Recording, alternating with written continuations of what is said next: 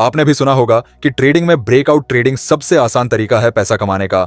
पर क्या आपके साथ भी ऐसा हुआ है कि लाइन टूटी, आपने ट्रेड लिया और अगली ही कैंडल में पैसा डूब गया? अगर हाँ, तो यकीन मानिए आप अकेले नहीं हैं। जिसका मार्केट में ब्रेकआउट या ब्रेकडाउन होने पर स्टॉप लॉस हिट होता है, हर दिन लाखों ट्रेडर्स इसी एक गलती की वजह से पैसा गंवाते हैं।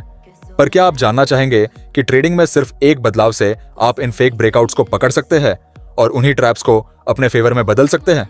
आज मैं आपको बताऊंगा वो सीक्रेट स्ट्रैटेजी जो ट्रेडिंग को लॉटरी नहीं, एक प्रोफेशन बना सकती है। और हाँ, ये सिर्फ थ्योरी नहीं, हर पॉइंट के पीछे लॉजिक है, प्रूफ है और एक ऐसा तरीका जिसे आप आज से लागू कर सकते हैं। अगर आपने इन सभी पॉइंट्स को ध्यान से समझ लिया तो आप ब्रेकआउट को देखकर ही पहचान जाओगे कि ये ब्रेकआउट असली है या नकली। फेक ब्रेकआउट से कैसे बचें, इस पॉइंट्स को मिस मत करना। आइए पहले समझ लेते हैं कि ब्रेकआउट क्या होता है। जब प्राइस 2 या 2 से अधिक बार एक ही जगह से ऊपर जाता है तो हम इन स्विंग को एनालिसिस करने के लिए एक लाइन खींचते हैं। ये लाइन सपोर्ट कहलाती है। इसी तरह जब प्राइस 2 या अधिक बार ऊपर से नीचे आता है तो ये हमारा रेजिस्टेंस बन जाता है। जब प्राइस सपोर्ट लेवल को नीचे की तरफ या जब प्राइस रेजिस्टेंस को ऊपर की तरफ तोड़कर निकल जाता है तो ये हमारा ब्रेकआउट और ब्रेकडाउन कहलाता है। इन्हीं लेवल्स को जब मार्केट नीचे या ऊपर की तरफ ब्रेक करती है तो ट्रेडर्स इन्हीं ब्रेकआउट्स पर बाय और सेल करते हैं। अब अगला पॉइंट्स इन्हीं ट्रेडर्स की सबसे आम गलतियों पर है। ये आम गलती शायद आप भी करते होंगे, जो ब्रेकआउट को देखते ही रैंडमली ट्रेड में कूद पड़ते हैं। रेजिस्टेंस ब्रेक हुआ तो जल्दी से बाय करने लगते हैं और अगर सपोर्ट का ब्रेकडाउन हुआ तो सेल करने की जल्दी रहती है। इन्हें लगता है कि रेजिस्टेंस ब्रेक होते ही मार्केट अब सीधा ऊपर जाएगा, या सपोर्ट को ब्रेक होने पर समझ लेते हैं कि अब मार्केट और तेजी से गिरेगा। 90% ट्रेडर्स जब देखते हैं कि चार्ट पर प्राइस ने अचानक उनके रेजिस्टेंस को तोड़ दिया है तो ये 90% ट्रेडर्स बहुत एक्साइटिंग होकर उस ट्रेड में एंटर होते हैं, क्योंकि उन्हें सिखाया गया है कि ब्रेकआउट के बाद एक भारी उछाल आता है। अब वे अपनी स्क्रीन के सामने बैठकर पॉपकॉर्न या कॉफी पी रहे होते हैं और इंतजार करते हैं ब्रेकआउट के बाद एक अच्छे मूव का। लेकिन प्राइस ब्रेकआउट के तुरंत बाद रिवर्स हो जाता है। अब आप सोचते हैं, अरे ये कैसे हुआ? क्योंकि आपको पता ही नहीं था कि ये एक झूठा ब्रेकआउट था। इसका नतीजा पोर्टफोलियो लाल, कंफ्यूजन और फ्रस्ट्रेशन, निराशा, कुल मिलाकर पूरा ट्रेड एक अच्छा खासा लॉस देकर गया। लेकिन आप निराश मत होइए, अगला पॉइंट है ब्रेकआउट को सही से ट्रेड कैसे करना है। क्योंकि मैं आपको एक ऐसा सीक्रेट बताने जा रहा हूं जिससे आपके साथ ये दोबारा नहीं होगा। तो देखिए, ब्रेकआउट को सही से ट्रेड करने के लिए आपको इन 3 चीजों को समझना होगा: सेटअप, कंफर्मेशन और फिर एंट्री। ब्रेकआउट कभी अचानक नहीं होते, वो एक कहानी सुनाते हैं, चार्ट पर सपोर्ट, रेजिस्टेंस, वॉल्यूम की भाषा में।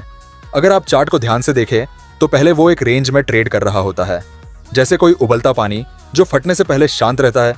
ब्रेकआउट तभी मायने रखता है जब प्राइस उस रेंज को पूरी ताकत से तोड़ता है, और वो ताकत आती है जब ब्रेकआउट एक हाई वॉल्यूम कैंडल से हो। ब्रेकआउट कॉन्फर्मेशन क्या है? ब्रेकआउट देखा लेकिन कॉन्फर्मेशन नहीं किया तो वो फॉल्स ब्रेकआउट बन सकता है।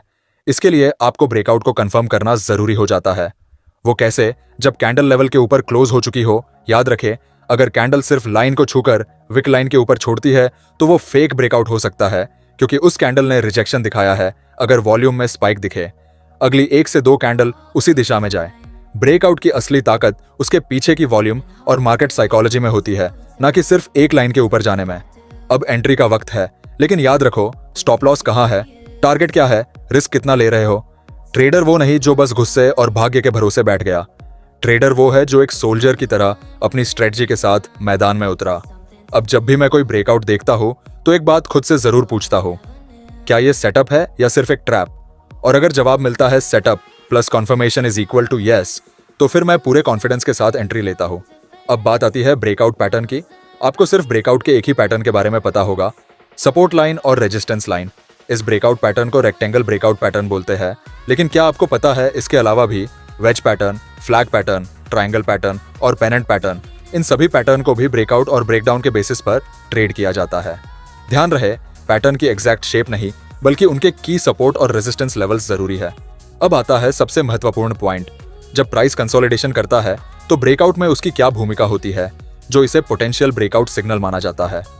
आपने मार्केट में नोटिस किया होगा, जब प्राइस एक रेंज में छोटे छोटे मूव करता है और 2 की लेवल्स बनाता है, फिर अचानक से उन दोनों लेवल्स में से किसी एक को ब्रेक करता है।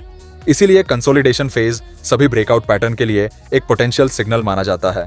तो जब भी आप चार्ट पर प्राइस को कंसोलिडेशन करता देखें तो आप तैयार हो सकते हैं एक पोटेंशियल ब्रेकआउट सिग्नल के लिए, जिससे आप ब्रेकआउट को पकड़कर अच्छा प्रॉफिट बना सकते हैं।